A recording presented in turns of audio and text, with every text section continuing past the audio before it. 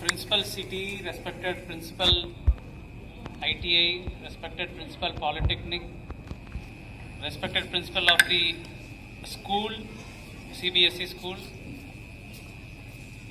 respected faculty on the stage, respected teachers, and all my dear students. So I take immense pleasure in attending this function, and it's a privilege for me to attend this function. I thank the principal and the administration to have invited me to attend this function.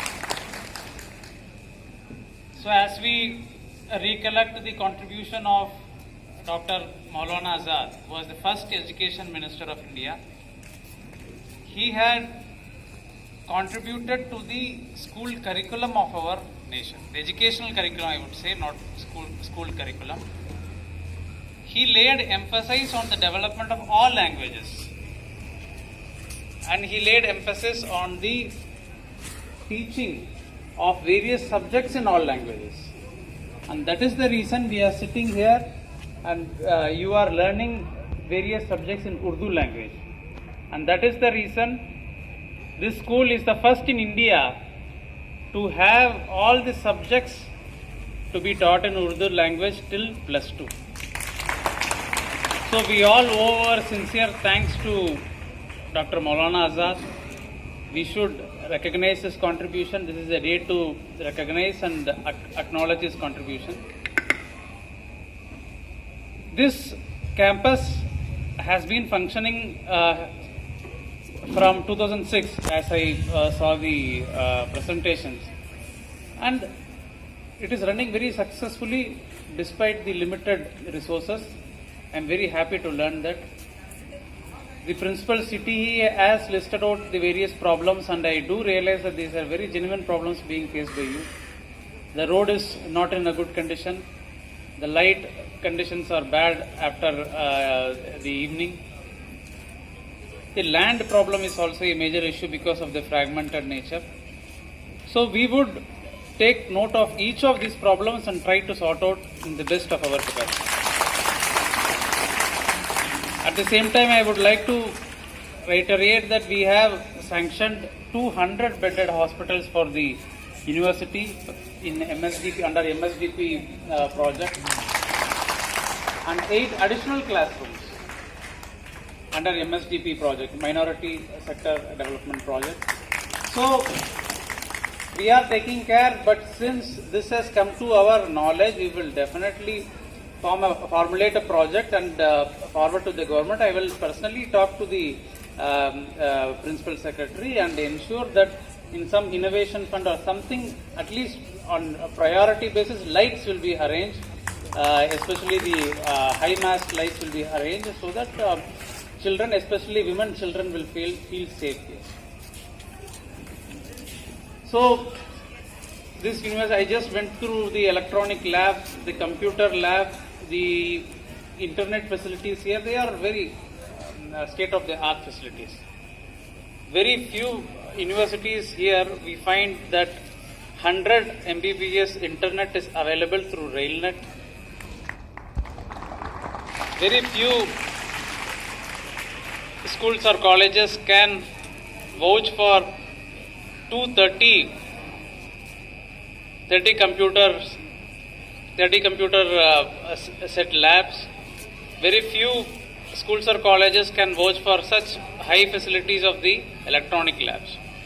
So my humble request to you is to make the fullest use of all these facilities that are being provided to you. This is the time where you shape your future and also the nation's future. You are the future of the nation.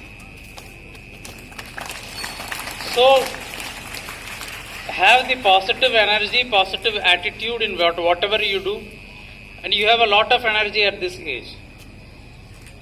Adolescence is an age and childhood is an age where a lot of energy is there.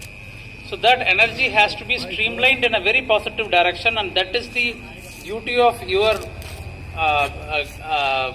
teachers and also your parents. But you should realize this responsibility that you will be responsible citizens of the society in the future. You will have the aspirations of your family and the society from where you have come from, and also your teachers who are caring for you or guiding you. So always have that in your mind. Dr. Abdul Kalam told a very famous proverb that it is not the sleep that brings out your dreams. Dreams are such that make you not to sleep. Dreams don't come in sleep. Dreams makes you not to sleep. So you should have such aspirations, and you have the background, you have the facilities, you have the right kind of platform, you have the guidance from your teachers, the way they are functioning. I am seeing that they're very enthusiastic. All the departments are very enthusiastic, the principals and everybody is very enthusiastic. So you should make the fullest use of this opportunity. Administration will try to cater to your needs to the best of its ability. One more request I have is the government has formulated very important schemes in light of the recent climate change activities that are happening in the whole of world, whole India and also in Bihar. Due to climate changes, we are finding that a town and a district full of ponds and water faces water crisis in summer. Darbhanga is a city of ponds, but it faced huge water crisis last year. We don't know how.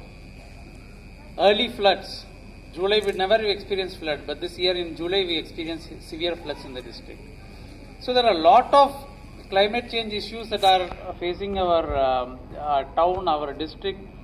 So the government has formulated a scheme called Jal Jeevan Hariyali Abhiyan,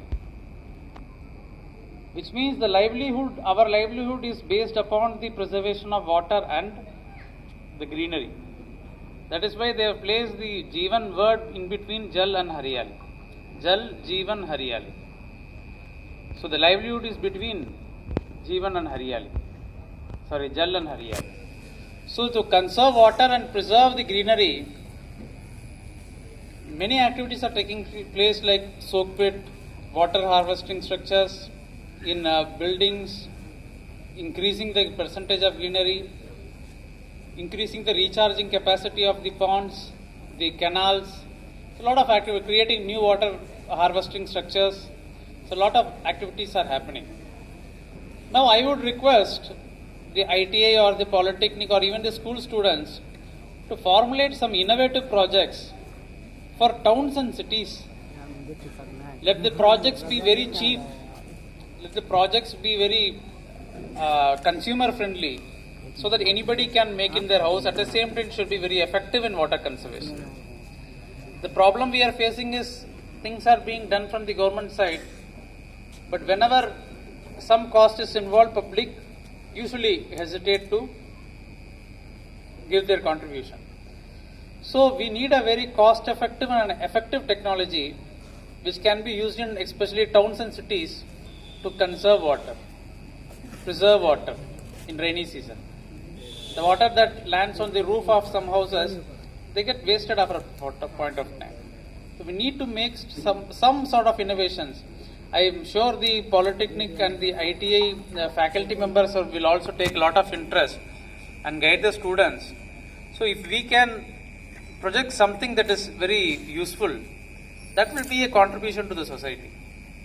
And always remember, your education should also be connected to the society. It should not be isolated.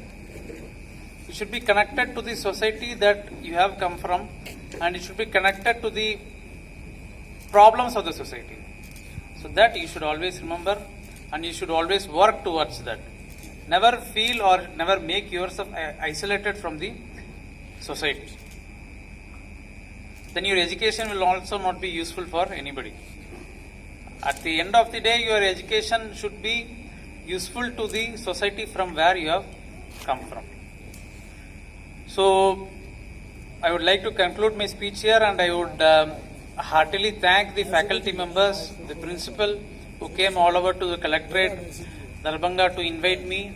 It is a huge pleasure for me to have attended this function amongst all of you, and I am very happy to meet all of you here.